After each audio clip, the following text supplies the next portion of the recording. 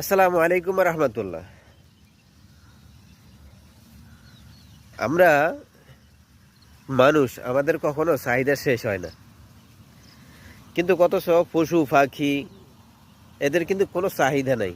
আজকে ক্যা পাইছে কি খাইছে অতটুকু যথেষ্ট। কোন জায়গা যায় ঘুমাইব তারও কোনো নির্দিষ্ট জায়গা নেই।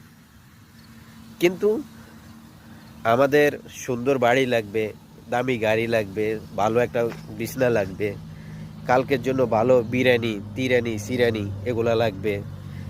কিন্তু তারপরেও মানুষের চাহিদার কোনো শেষ হয় না। আপনি একটা জিনিস চিন্তা করে দেখেন তো, আমাদের বাংলাদেশের মধ্যে এমনও মানুষ আছে টাকা দিয়ে বিছনা কইরা বিছনায় টাকার উপরে ঘুমাইতেছে, কিন্তু যখন মইরা যাইব কিংবা যখন সে মৃত্যুবরণ করবে এই টাকাগুলো কি করবে?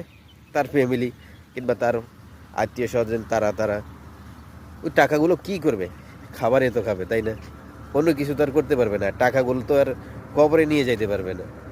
তাহলে এত টাকা পয়সা কি দরকার? সীমিত যতটুকু একজন মানুষের প্রয়োজন অতটুকুই তো কাফি, তাই না?